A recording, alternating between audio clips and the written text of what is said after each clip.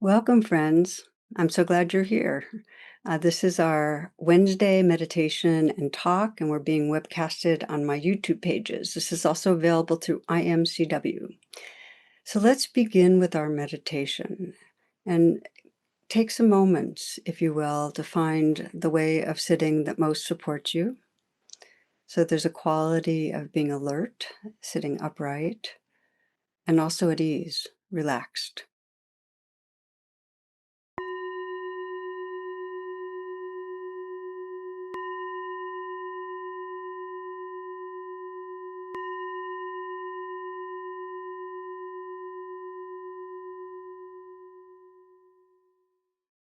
With a listening attention, just notice the sounds that are here.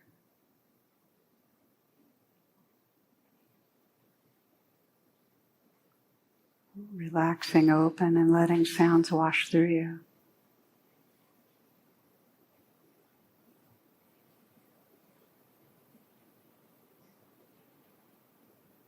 The close-in sounds, perhaps in the room, including the sounds of my voice. Noticing the space between sounds.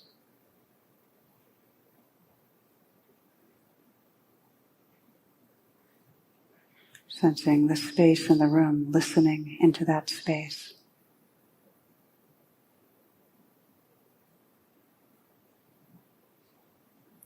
And then the more distant sounds.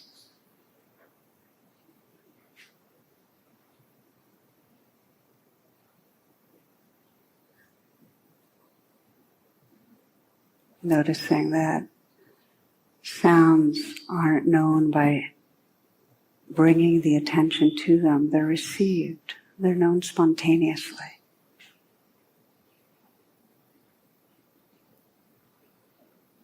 There's nothing to do.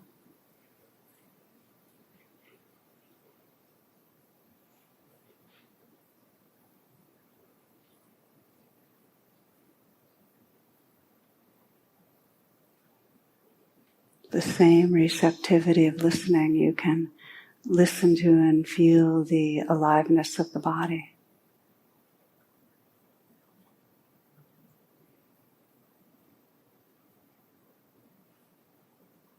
Just as with the appearing and disappearing of sounds, just sense the arising of sensation, this play of tingling and vibrating.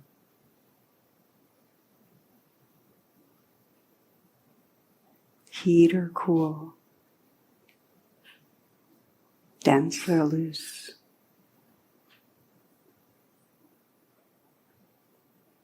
Light or heavy. Just letting this play of sensations move through you.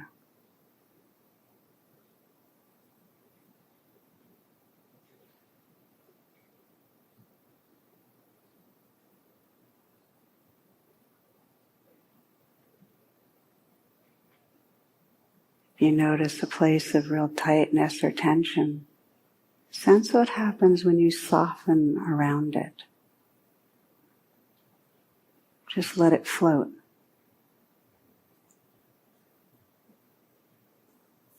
What happens when you feel the shoulders from the inside and just let it float? Whatever tangles might be there.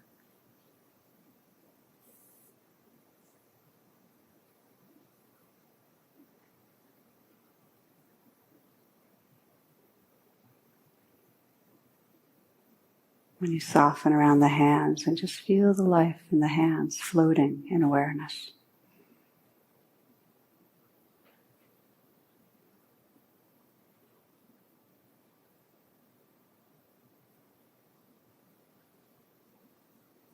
Loosening and softening in the belly. Softening around the life that's there and letting it move and float just as it is.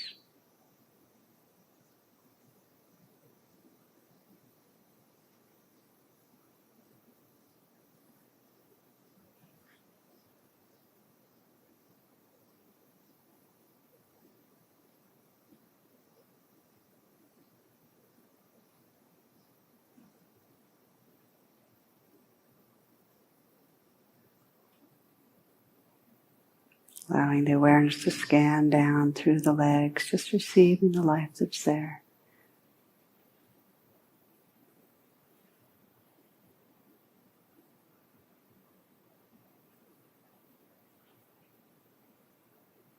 As if you're listening to your life. Letting it happen, letting it be just as it is.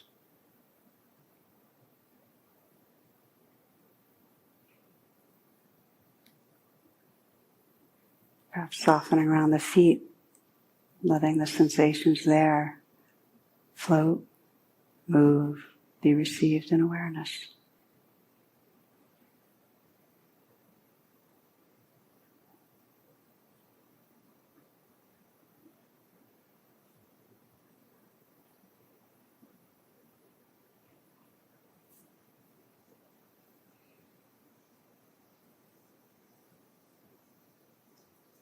Sensing this subtle body, this energy body, as a field of sensation.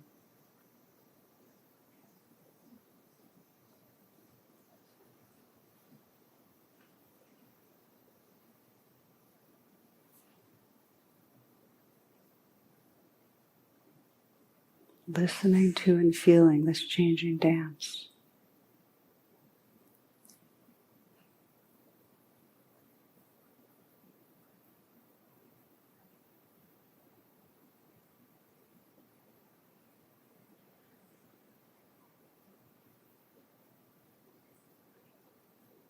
Noticing that you can listen to and feel the breath. A very light, intimate attention. Letting the breath breathe itself.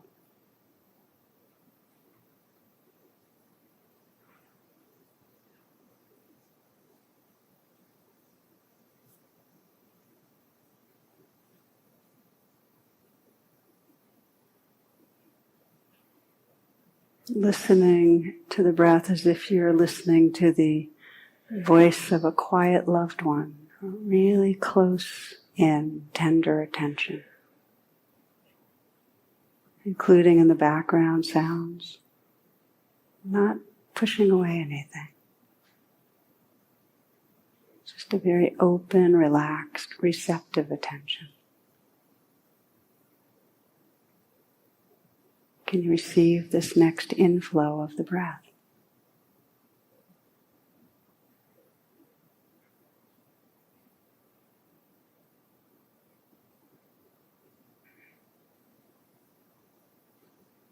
Aware of the outflow.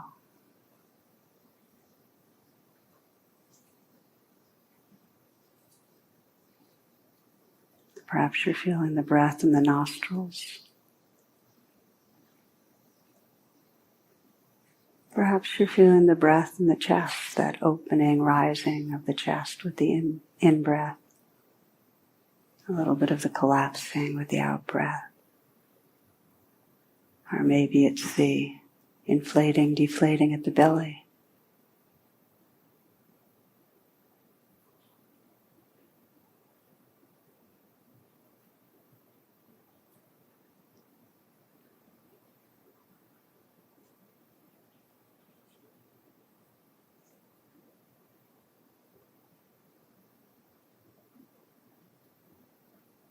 For some, being with the breath is being with the breath throughout the whole body, as if you're feeling every cell, even the spaces between the cells, opening with the in-breath, letting go, releasing with the out-breath.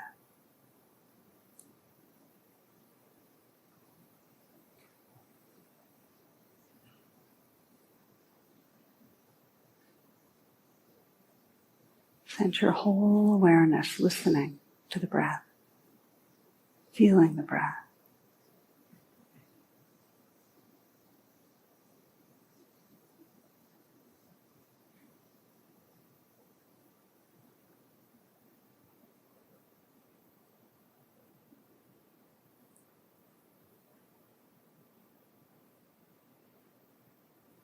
And explore how fully you can relax as the breath comes in.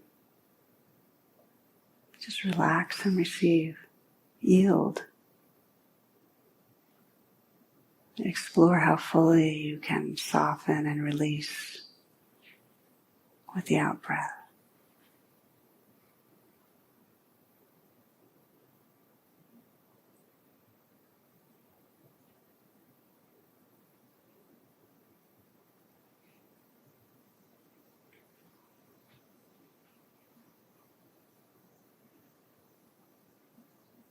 If there's any tension, any controlling the breath,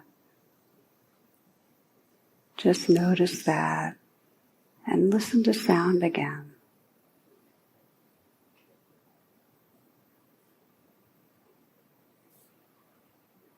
Perhaps sense a smile spreading through the eyes,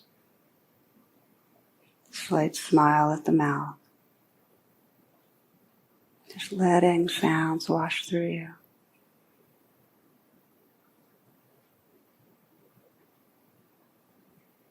Then again, just bringing that very intimate attention, that soft attention to the inflow and the outflow.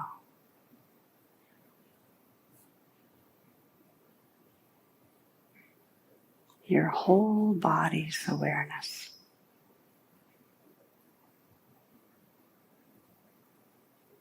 With the breath coming in,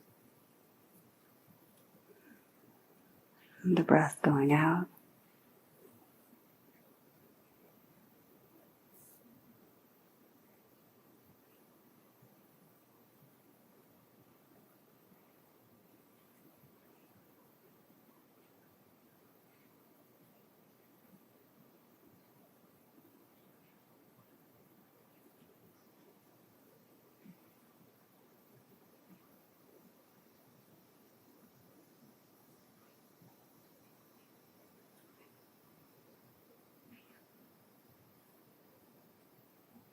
You might notice the mind drifting into thoughts.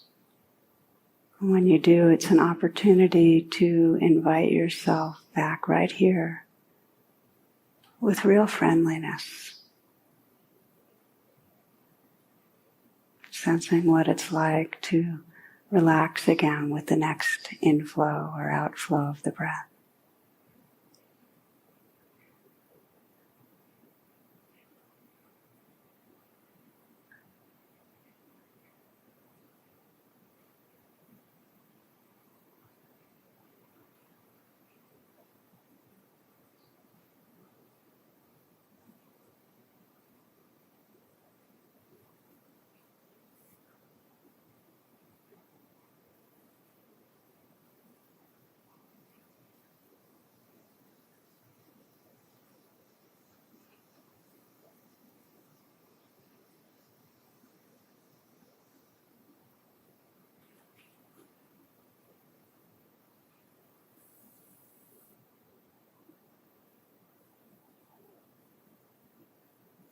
Moment by moment,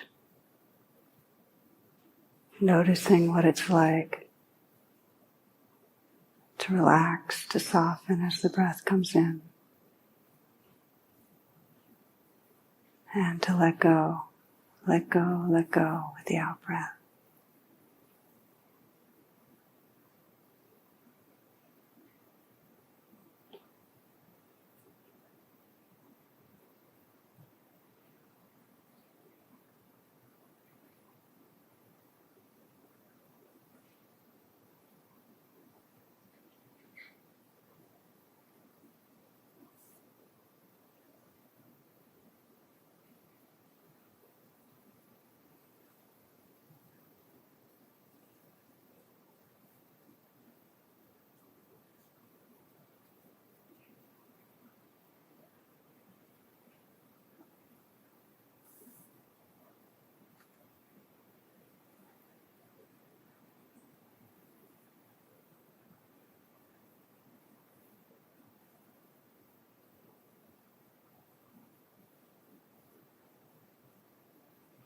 You might sense the possibility of an attention to the breath that expresses a feeling of being in love with the breath. How you'd be paying attention if you were in love with the breath. that subtlety, that intimacy, that listening, that tenderness, very close in as the breath comes in and as the breath goes out.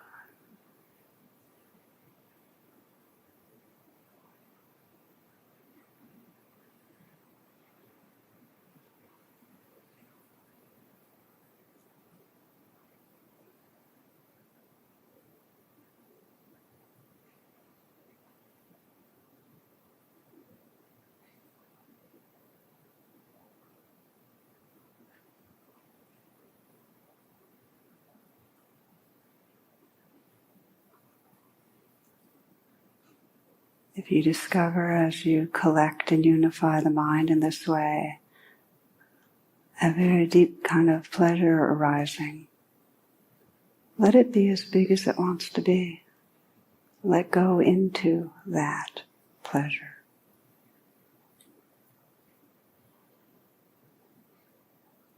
Fully embody it.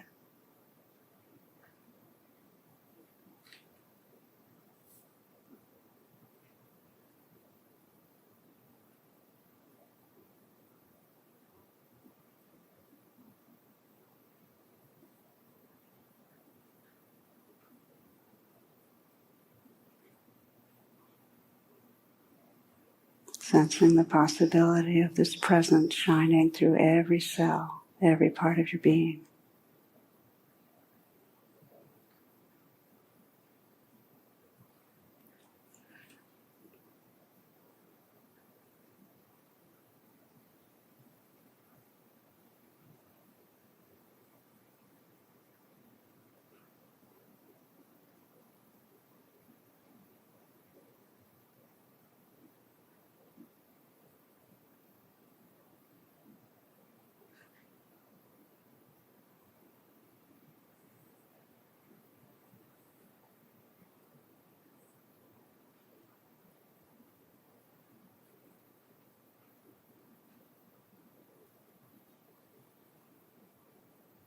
You might ask yourself, is it not true that the stillness I seek is already here?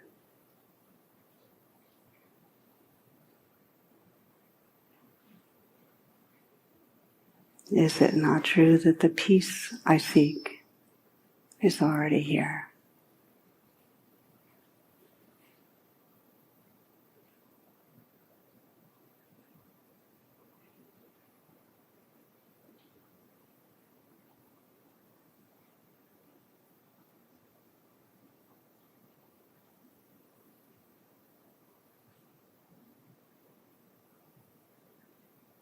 Is it not true that the happiness I seek is already here?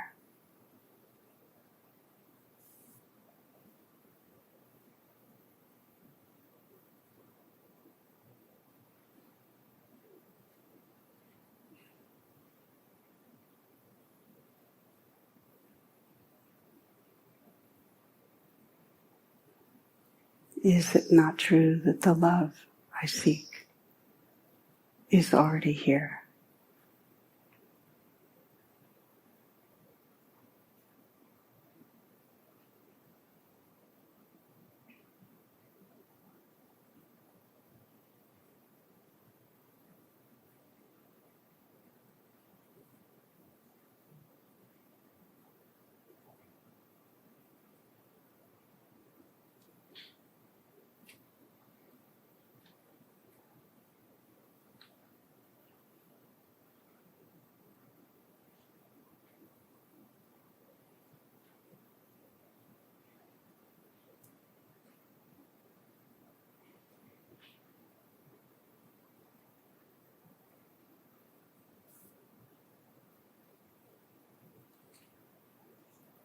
As a way of closing tonight, you might sense what's actually happening in this moment.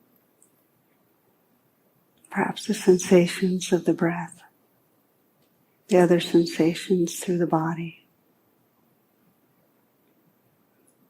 play of light and dark in the eyes,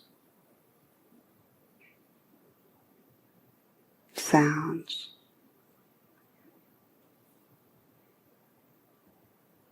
Sensing that all in the foreground. And in the background, that alert inner stillness. That light of awareness. That's our deepest, formless nature.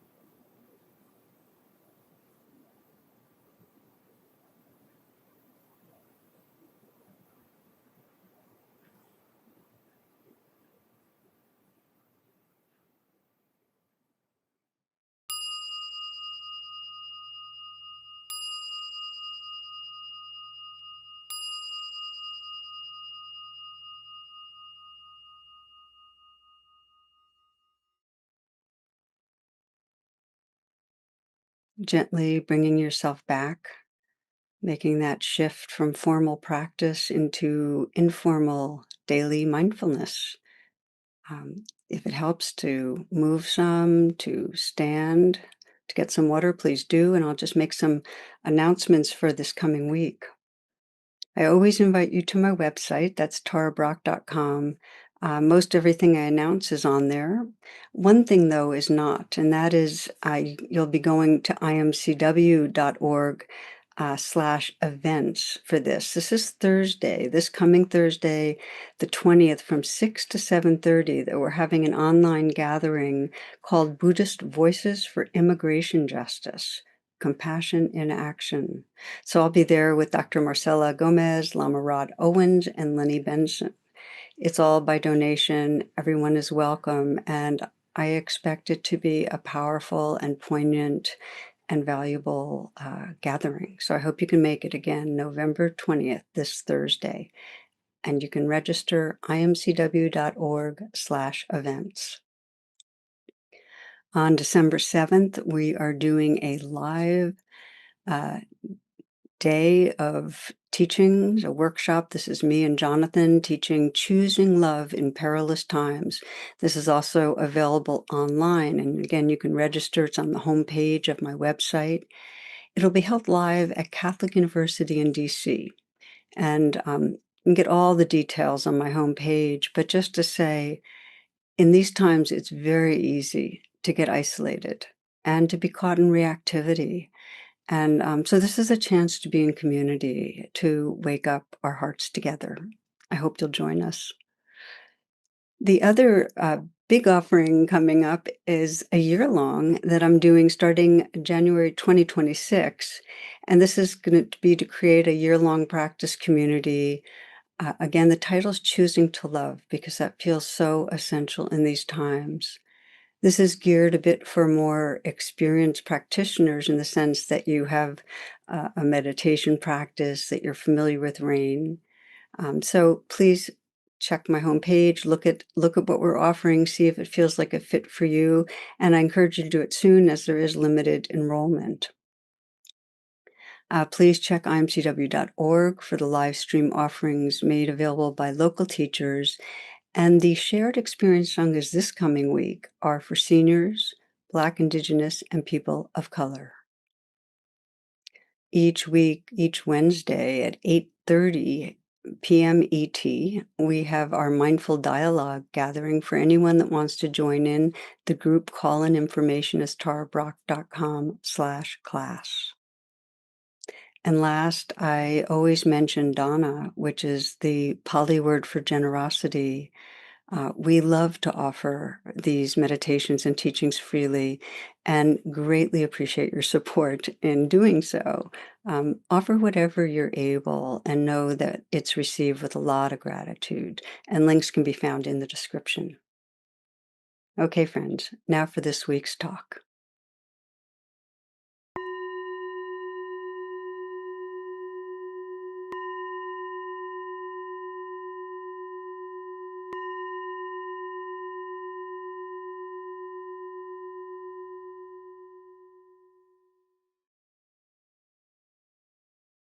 Namaste. Welcome. Thank you for being here, friends. I'd like to begin with a story I read. It was a New Yorker author, and he describes how when his son turned 12, they kind of lost their closeness and they weren't really able to have conversations. And finally, he stumbled on texting as a way to keep some connection, even though he abhorred it. And this was in the early days of texting. So he caught on some. His son taught him some abbreviations, but he says the one he didn't have to teach me because it was so self-evident was LOL. And I knew right away that it meant lots of love because he put it at the end of every message he sent me. So he says, such a beautiful telegraphic abbreviation for the 20th century, like a little arrow of love you can send out to anybody you know. Then he described the next 6 months, his infatuation with instant messaging and its kind of power of emotional transmission. So he sent LOL to everyone he knew. His sister was getting a divorce, and he wrote to her, we're all behind you and beside you. LOL, your brother. He says, my father got ill. I sent him LOL in Canada. Everyone I knew at work, at home, everyone, I sent them LOL. He said he happened to be texting his son from an airport saying how much he hated being away, but he had a travel to make the money they needed as a family, and he signed it off LOL. And his son responds, Dad, what exactly do you think LOL means? Well, lots of love, obviously. No, Dad, it means laughing out loud. And his world kind of crumbled. He'd have to go through every message, all the LOLs he had sent to people while they were suffering. So I start here because texting, a lot of misunderstandings can happen. And in a deep way, the amount of texting we do instead of personal contact means less empathy, less compassion. It's really in decline. I have noticed myself so many times being texting or emailing and finding that there's an emotional triggering going on and it's getting worse and worse. And then realizing we need to talk, because as soon as we're on the phone or Zoom, even, of course, it's best in person, there's enough connection that we have a better shot at understanding. So in the United States, it's not just texting and emailing. There's these very clear studies that say social media use, less empathy, less compassion. I'm talking about this today because as we face this kind of growing global instability and fear, we're steadily becoming a less compassionate, a less connected world. And we can feel it in our larger society. And it's not just the dividedness, but it's the capacity for cruelty, for closing hearts. How could that not be the case if when desperately needed aid, humanitarian aid is blocked, or when we knowingly let people, and I'm in the United States, here go hungry, depriving people of health insurance, the terror and the violations of ICE raids and more. So, my friends, I know a lot of us are asking or really praying, how can I help? And if there is a capacity we need to grow collectively for the sake of the survival of our species and many species, and also for the sake of freeing our hearts, it's compassion. Now, this is what leads to transformational action.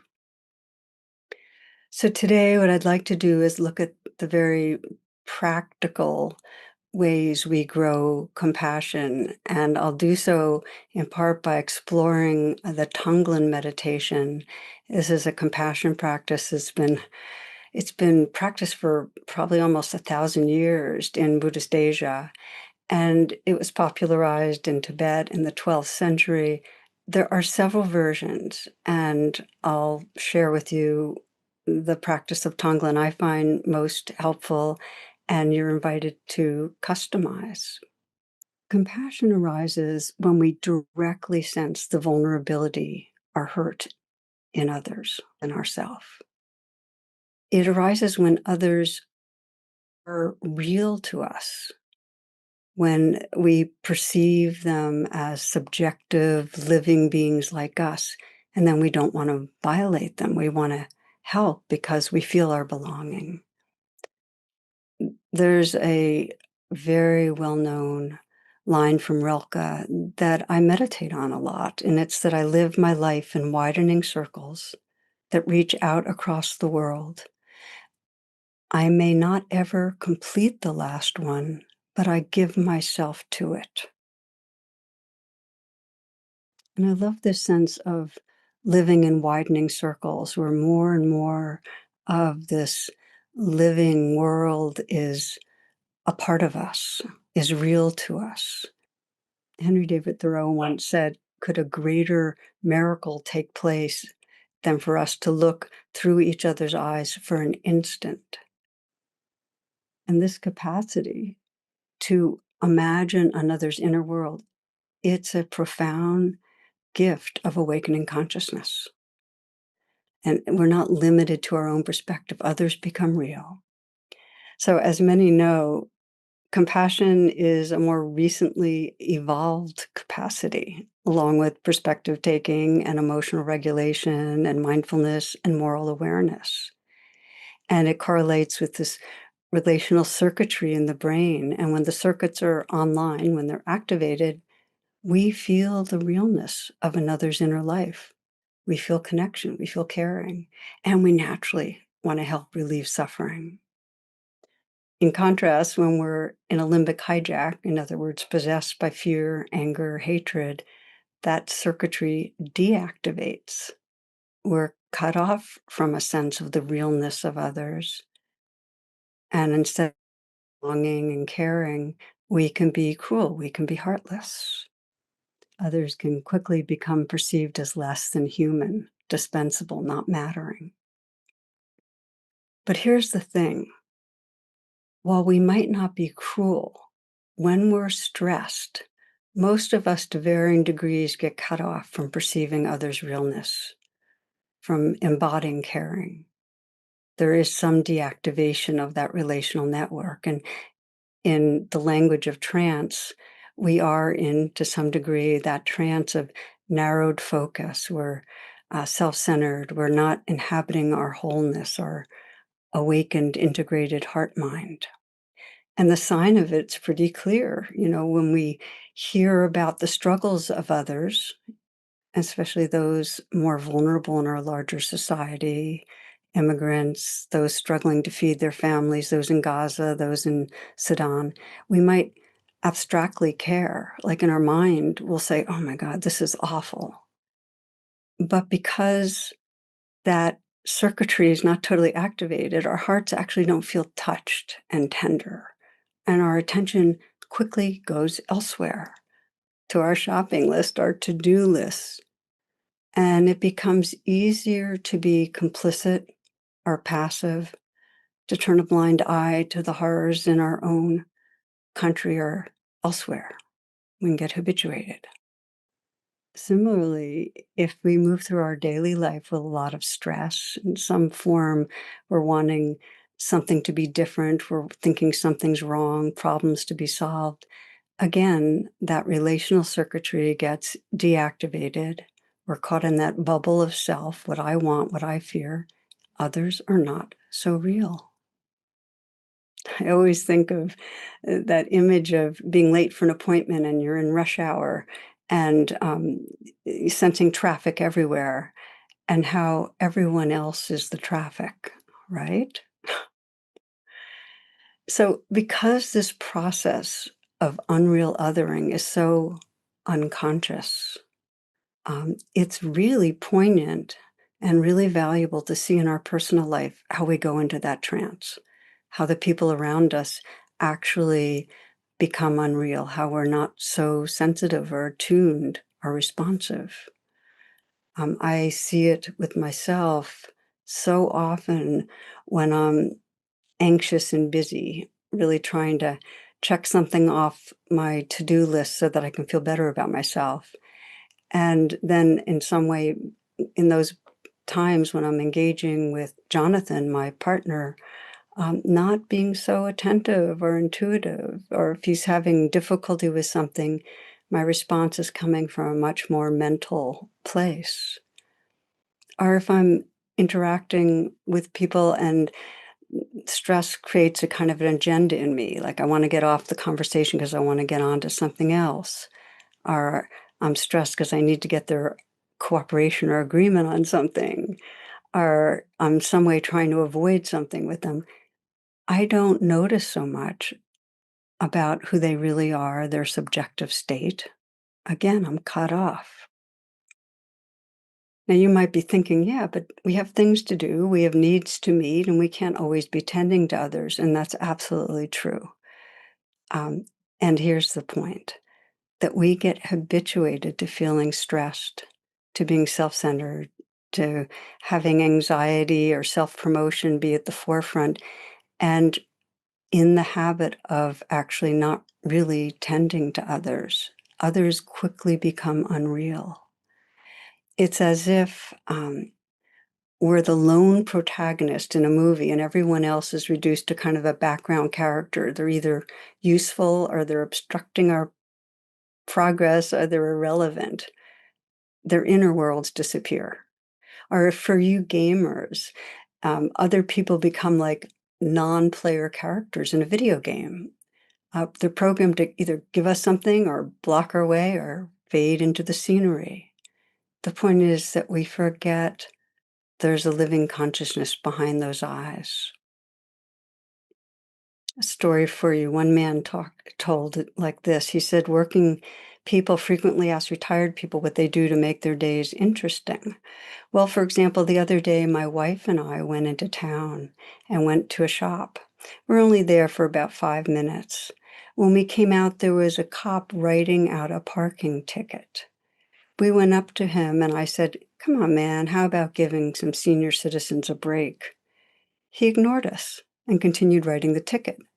I called him a cranky marshmallow. He glared at me and started busily writing another ticket for worn tires. So my wife called him an overcaffeinated squirrel. He finished a second ticket and put it on the windshield with the first. Then he started writing a third ticket. This went on for 20 minutes. The more we insulted him, the more tickets he wrote. Just then our bus arrived and we climbed on. Retired people really need a way of having fun. So, entertaining, and here's the point.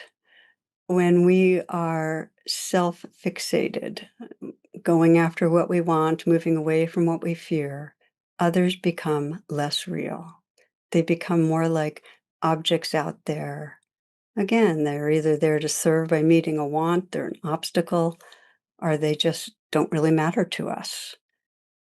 In another little story, a guy hears a knock at his door, and when he answers, he looks around, doesn't see anything, but then he looks down and sees a snail looking up at him. The guy picks up the snail and just kind of casually tosses it into the neighbor's yard. 8 months later, the same guy hears another knock at his door. He answers and sees the snail again. The snail looks up and says, "What the heck was that all about?" Sometimes I look for excuses to share this stuff with you, I admit. So, this again is our filter. How subjectively real is the other? And seeing that when we're in a trance of narrowed attention, when we're in our separate self bubble, the relational network is deactivated and others become unreal. And maybe here's a good time we'll just pause and give you a chance to explore it a little bit in a kind of contemplative way. You might take a moment if you're able to come into stillness, take a few full breaths. Just invite yourself right here, right now.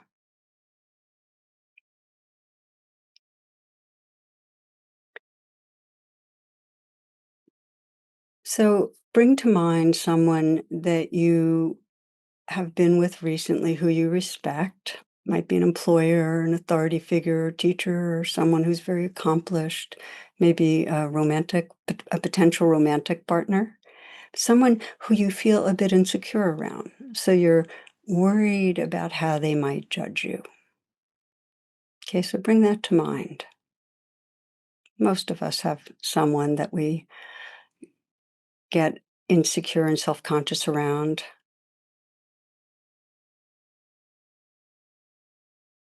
Bring yourself to that situation. Just remind yourself of it, what it was like. And then look to see how real was that other person? How much did you notice about them, about their vulnerability, their wants, their fears? What mood might have been in their heart? What was going on inside for them? What mattered to them in that time? Just notice without any judgment, just curiosity. How real were they? And take a full breath. Inhale, exhale. And now bring to mind someone different, someone with whom you might have an agenda, that you want their approval, their cooperation with something, their money, their time. So this is someone you know that you were with recently when you had an agenda.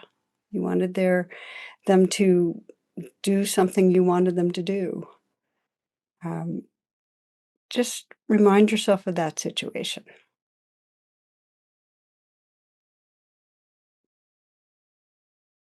And as you do, sense how much you were perceiving about them.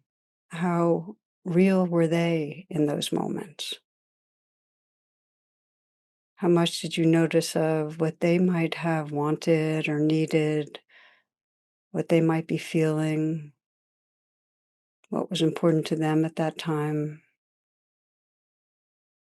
And again, without any judgment, simply noticing how others become less real.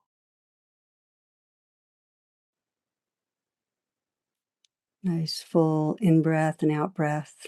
Last one to explore. Bringing to mind someone who's dear to you, who you see regularly, and remind yourself of a recent time when you were with them but feeling stressed. Not related to them, but just feeling stressed, preoccupied.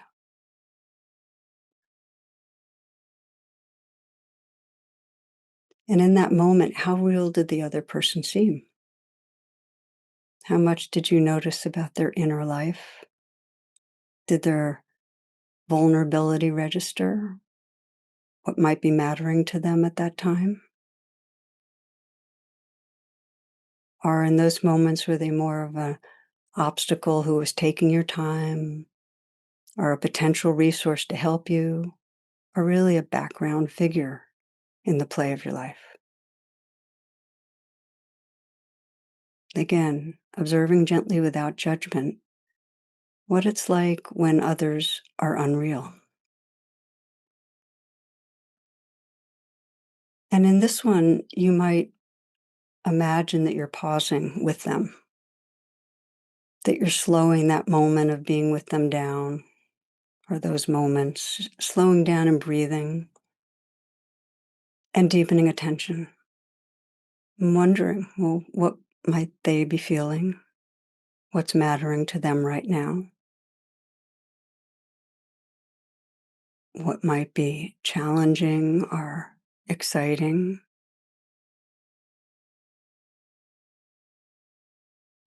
And just notice how even a little inquiry starts to restore their dimensionality as real. Just notice what shifts when you remember the humanness behind the eyes.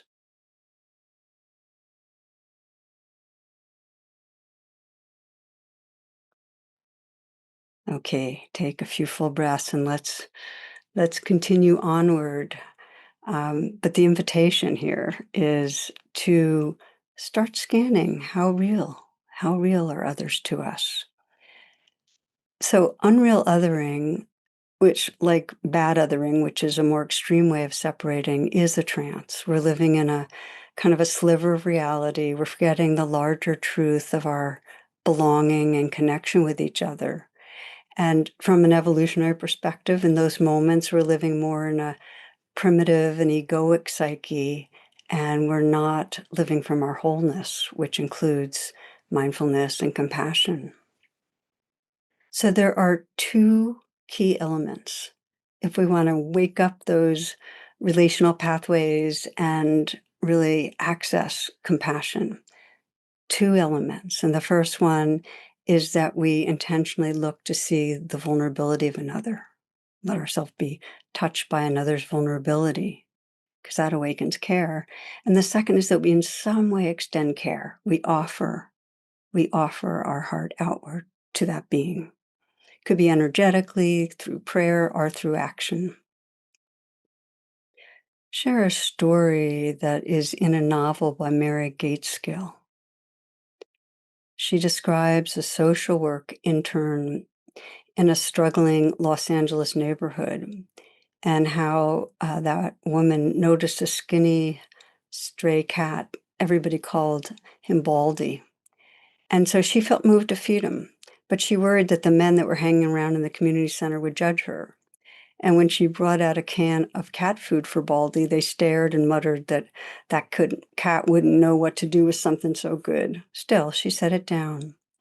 And as Baldy began to eat, head deep in the can, paws spread, almost trembling with relief, the room went quiet. And for a long moment, everyone just watched. Then one of the men slowly crouched down and gently held the can so the cat could reach it more easily. And after that day, they all gathered whenever Baldy ate. Something softened. In a place where hunger, want, and struggle was common, they got to witness a simple, pure need being completely cared for. And in that small ritual, their own hearts opened too. So the cat became real. They could see the vulnerability and be part of offering care. These are the elements of compassion. And I love that story. There's something so pure and tender about it. And yet we know that in daily life, it's so easy to go into the trance and forget that others like us are living with fear and are living with yearning, that others are real. The poet Naomi Nye captures this in a verse that I love. She says, "Before you learn the tender gravity of kindness, you must travel where the Indian in a white poncho lies dead by the side of the road. You must see how this could be you, how he too was someone who journeyed through the night with plans and the simple breath that kept him alive." How he too was someone who journeyed through the night with plans and the simple breath that kept him alive. So we forget. We forget the subjective realness of those around us that we know, and even more fully, those who are different from us. So I think of it as a life work to wake up from unreal othering, from bad othering. And I want to share with you one of my more jarring wake ups. And this was, I don't even know how many years ago, 25 maybe. I was at a Unitarian church on Christmas Eve with my family, because I grew up Unitarian. And the minister shared this story, and this is a story that was actually told by a Unitarian minister. And she describes her family traveling on Christmas Day, stopping at a diner that's mostly empty and just wondering what were they doing there on this holy day. And she writes this, she says, "My reverie was interrupted when I heard Eric, my 1-year-old, squeal with glee. 'Hi there, "Hi there," 2 words he thought were one. He pounded his fat baby hands whack, whack on the metal high chair tray. His face was alive with excitement, eyes wide, gums bared in a toothless grin. He wiggled and chirped and giggled, and then I saw the source of his merriment, and my eyes could not take it in all at once. A tattered rag of a coat, obviously worn and worn, baggy pants, toes that poked out of would-be shoes, gums as bare as Eric's, hair uncombed, unwashed, and a nose so varicose it could have been like a map of New York. I was too far away to smell him, but I knew he smelled, and his hands were waving in the air, flapping about on loose wrists. "Hi there, baby. Hi there, big boy. I see you, Buster." My husband and I exchanged a look that was a cross between "what do we do" and "poor devil." Eric continued to laugh and answer, "Hi there." Every call was echoed. I noticed waitresses' eyebrows shoot to their foreheads, and several people out loud. This old geezer was creating a nuisance with my beautiful baby. I shoved a cracker at Eric, and he pulverized it on the tray.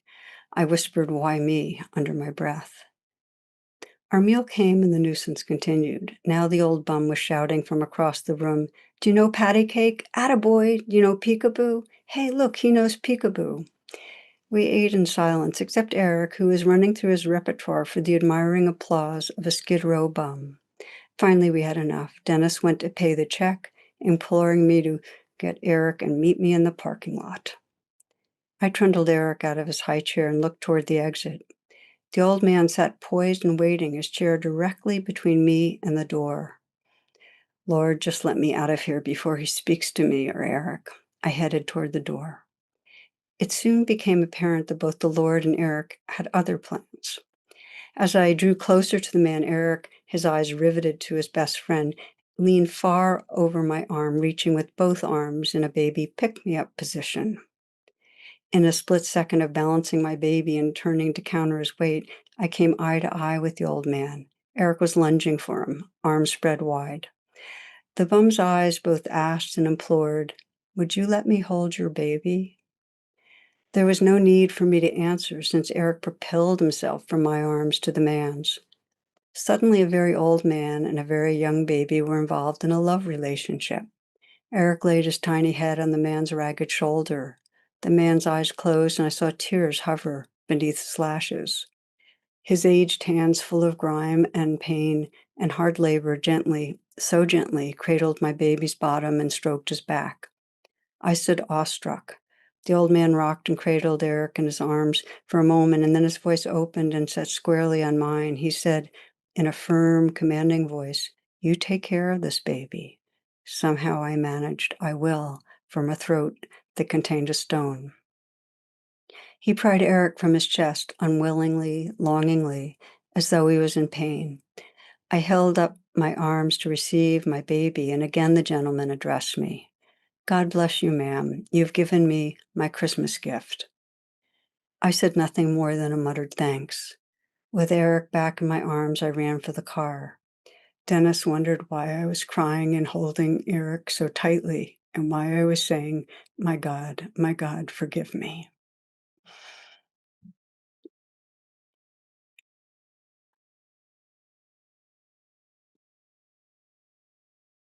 So many in the congregation that night, including me, were in tears. Um, and I just kept wondering, how many people do I uh, just diminish or in some way not see due to bias and all the ways that I make others unreal, others that are different, others that I just forget my belonging to. There's a beautiful line from Sri Nisargadatta, which is that the mind creates the abyss and the heart crosses it. And I feel like training in compassion practices is a way for the heart to cross the abyss. It's a intentional use of our imagination to get close into others that we might habitually just consider unreal and not pay attention to see their realness.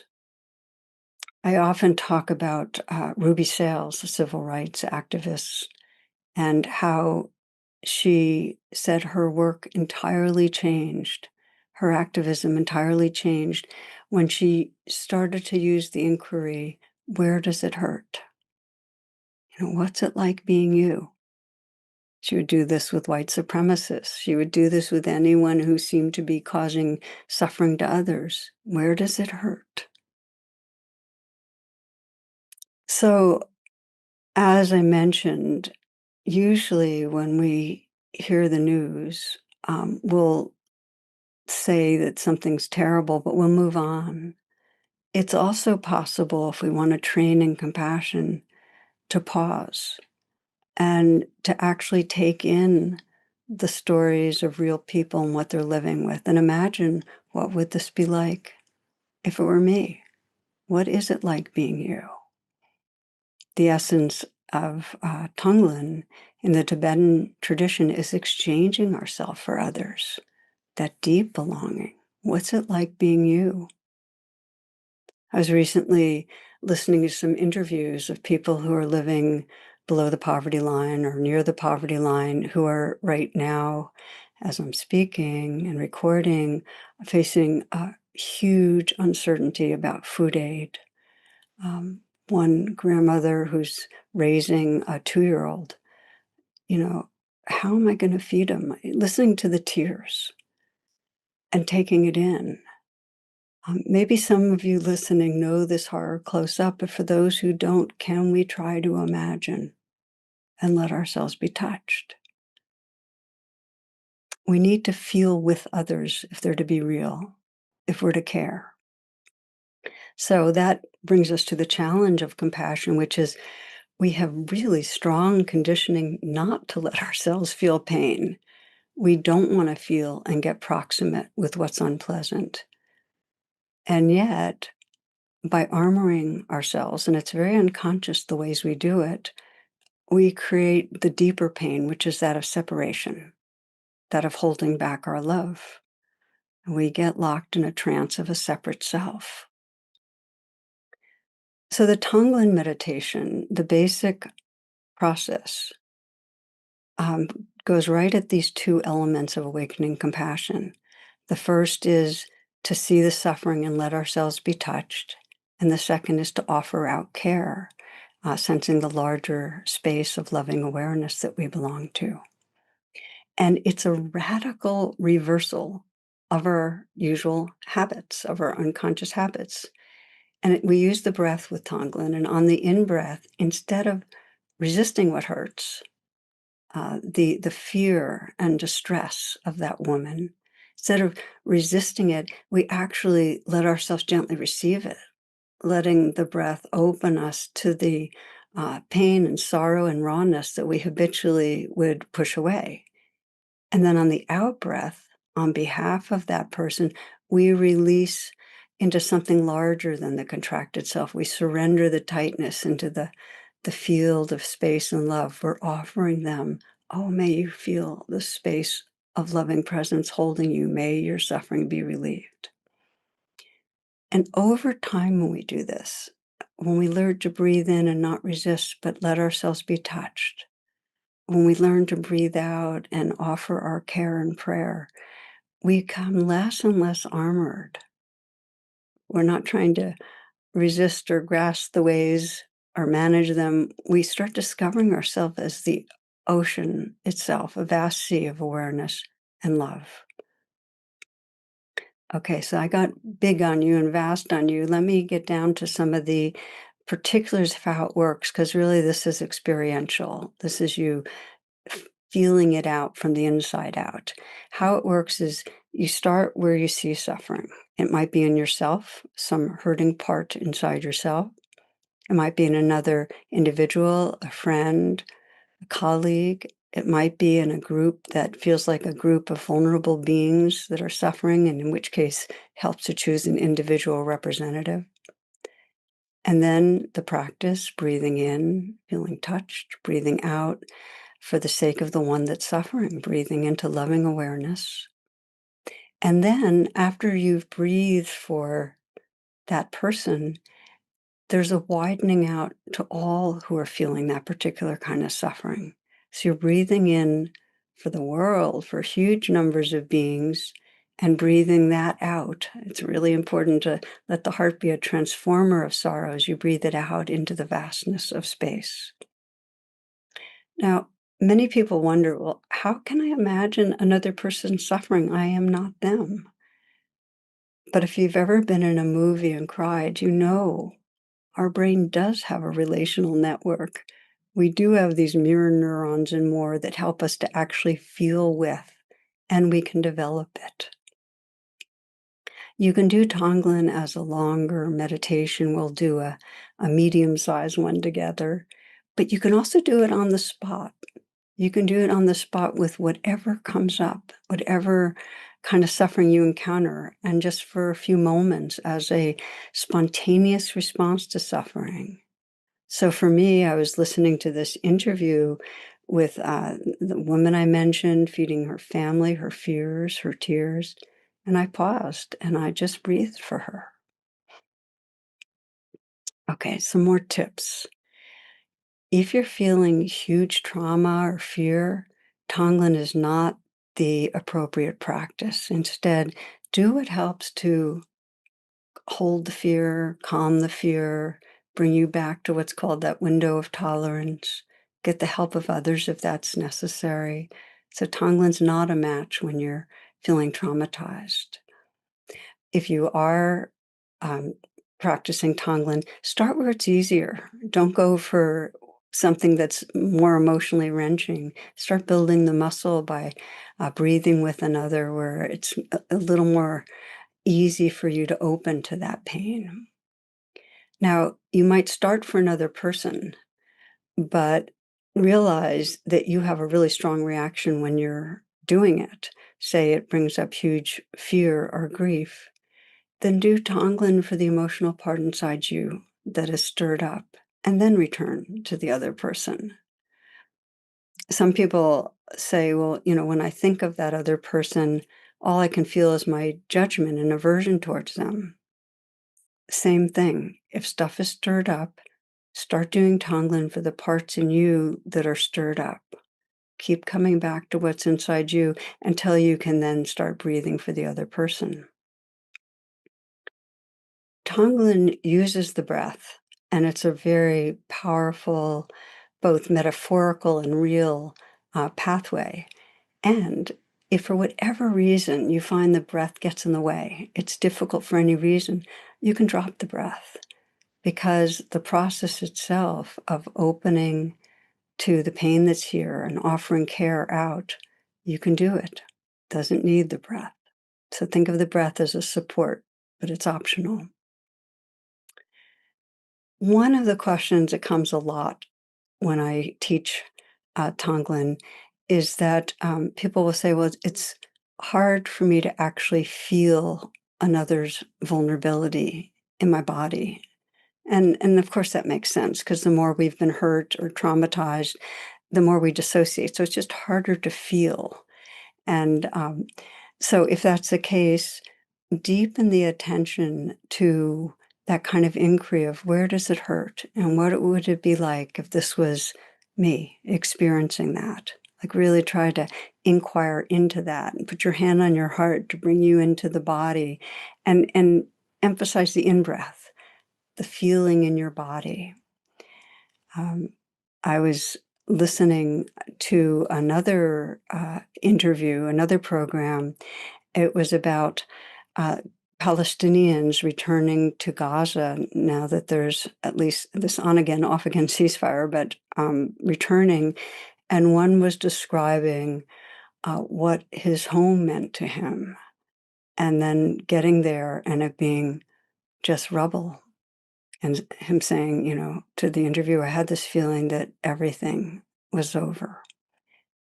And I imagined for myself, what if that was me returning to my house and everything, the house was gone, everything surrounding it was gone, my pets were gone, because many, many in Gaza had pets, cats, dogs, and other pets, widespread death. all my possessions. I mean, can you imagine? The pain is so much stripped away, and that got me tender, and that made me naturally feel that sense of care and prayer.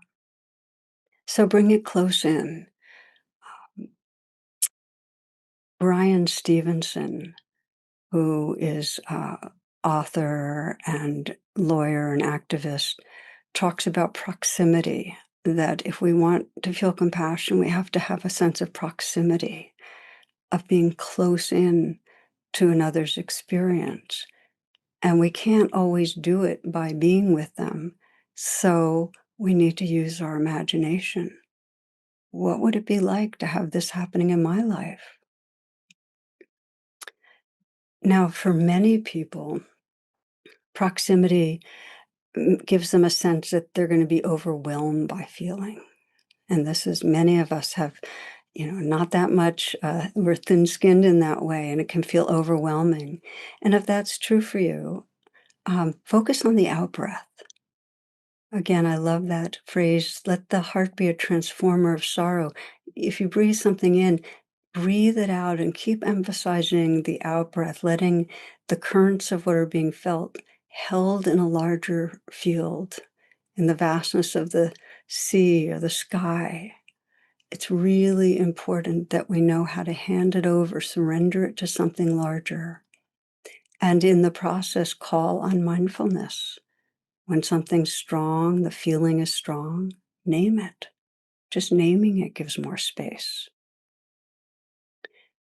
Here's the blessing of cultivating this capacity, that the more we intentionally practice, the more all beings become real.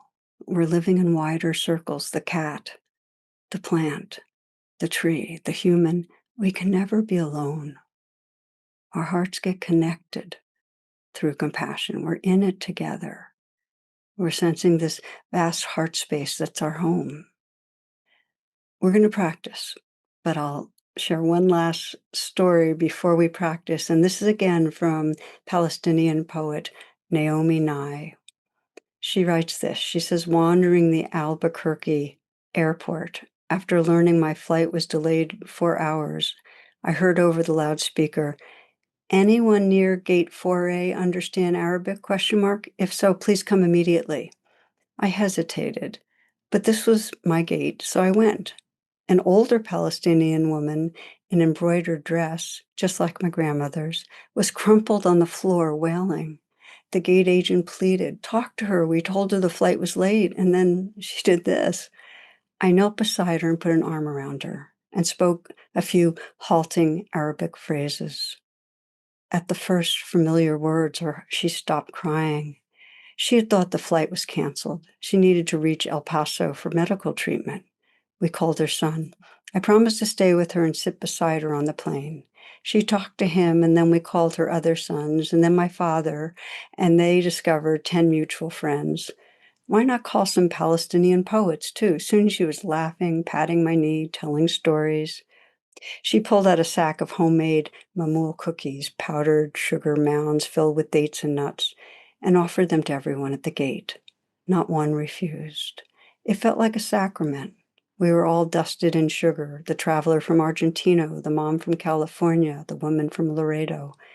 Then the airline brought free drinks, and 2 little children passed apple juice to everyone, sugar covered too. I noticed my new friend had a potted plant, a potted medicinal plant poking from her bag. Old country wisdom, always carry a plant, always stay rooted. And I looked around at this gate of delayed, weary travelers and thought, this is the world I want to live in, the shared world. Once the confusion stopped, no one was afraid. They took the cookies, we held hands, and I thought, this can still happen anywhere. Not everything is lost. May it be so. Real others, a more loving world, and each of us can practice to evolve our world, be part of this awakening. Okay, so we'll explore this Tonglen meditation together. If you haven't already found a comfortable way of being, let me say that differently. Take a moment to find a comfortable way of sitting for the practice so that you're relaxed and alert.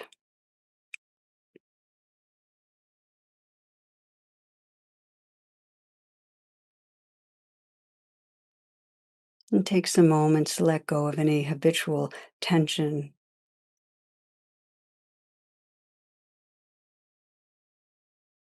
allowing your body and your mind to settle.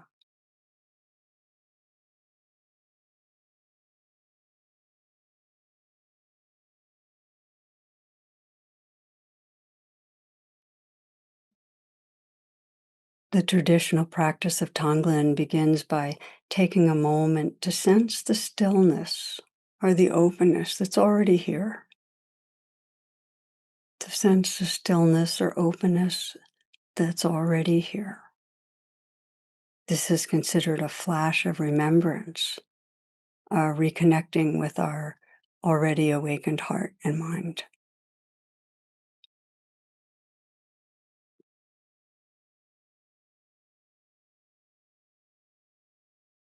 Now bring your attention to the natural rhythm and quality of your breath. And as your breath flows in, allow your cells to receive this life energy. So with each in-breath, open with total receptivity, like a balloon gently expanding with air.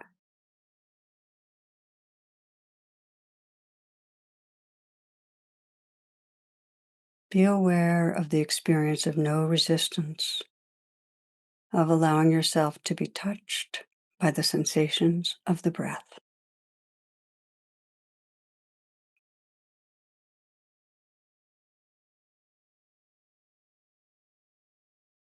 With the out-breath, notice the sensations of letting go and releasing into the space that surrounds you. Imagine your total body and consciousness flowing outward with the breath, mingling with the vastness of space.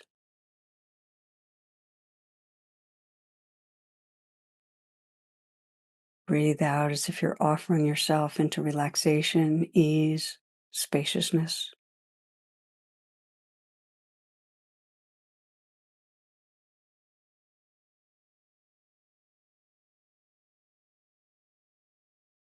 And continue meditating on the essence of receiving, being touched with the in-breath,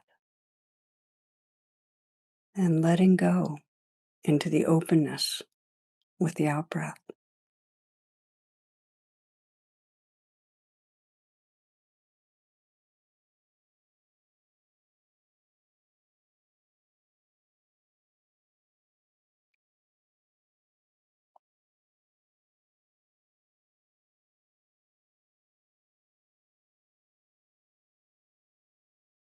Invite into your awareness someone you know personally who is suffering, someone you want to help.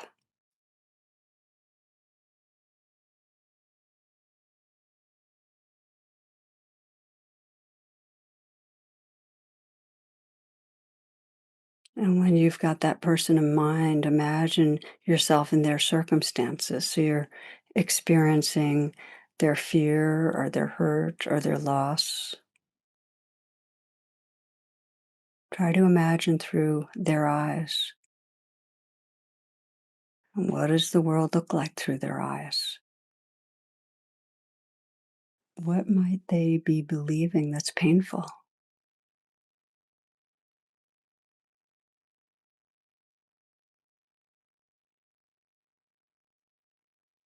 What's it like to live inside this person's body, to feel with their heart?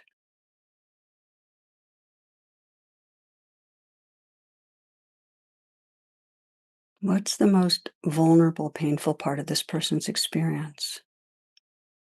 What are they really needing?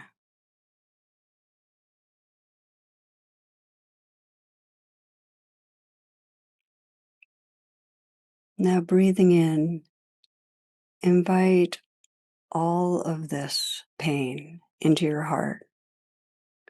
allowing yourself to feel it fully. It's that willingness, yes, to this suffering. And as you breathe out, release it into the vast space of awareness and love, sensing you're offering your wishes, your prayers for space, for ease, for love.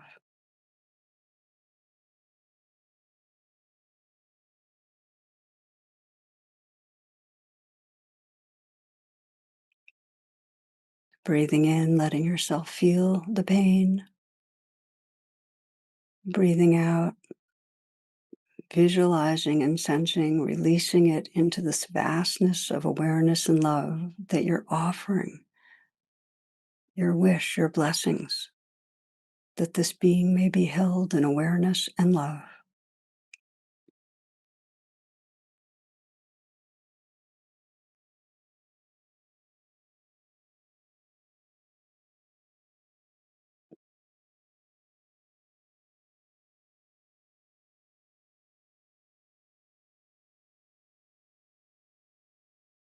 And if as you inhale, you find you're meeting your own resistance to the pain, a sense of aversion or anger or fear, or maybe there's judgment going on. If you're feeling a reactivity, then shift and begin doing the breath for whatever is going on inside you. Breathe for yourself, breathing in and letting yourself touch the anger, judgment, or fear. Breathing out, offering it into space and love, letting it be held in something larger. And then as your resistance softens, return to breathing for the person you intend to help. As you inhale, letting the person's pain touch you, feel how they're held in your heart. And as you exhale, release into the field of loving awareness. Sense that field holding the currents of suffering, holding this being.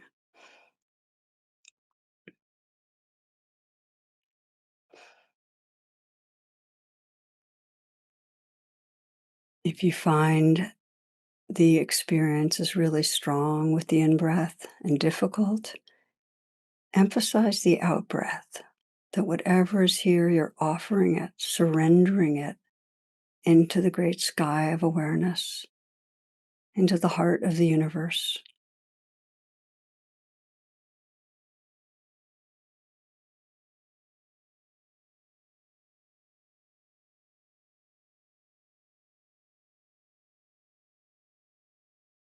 If it's hard to feel the pain of another, deepen your imagining. Sense what it's like for this other being, what hurts, what it would be like to live with that hurt.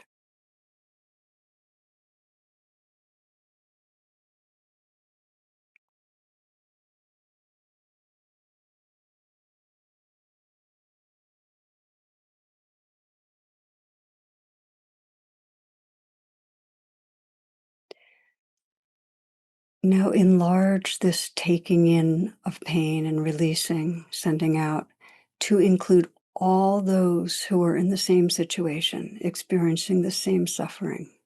So if the person you want to help is grieving a loss, breathe in and out for all those experiencing the pain of loss. If this person's feeling like a failure, breathe in and out for all who feel like a failure. Sense as you breathe in unconditional willingness, tenderness, and receptivity of your heart. And as you breathe out, the vastness of loving awareness that is here holding this world.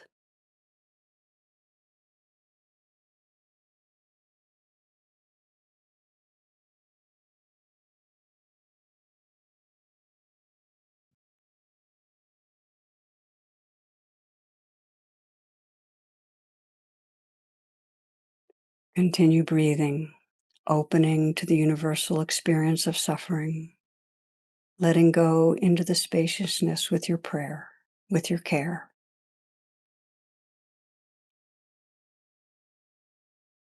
You can trust as your heart opens to the enormity of suffering, you become that openness. As you offer your tender care, your awareness becomes suffused with compassion.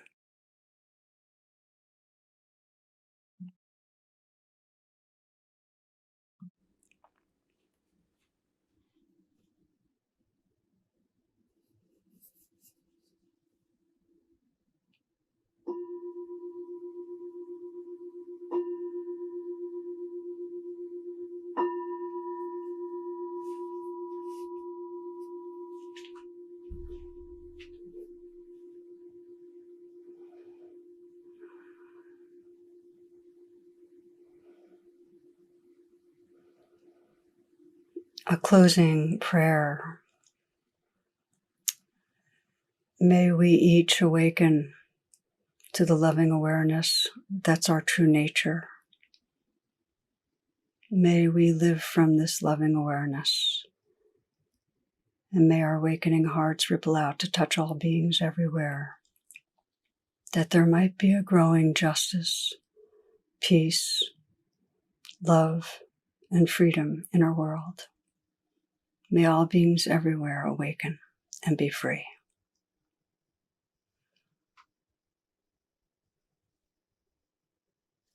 Thank you, my friends. Thank you for being part of this, for holding hands, for your good hearts, for your caring for our world. All blessings.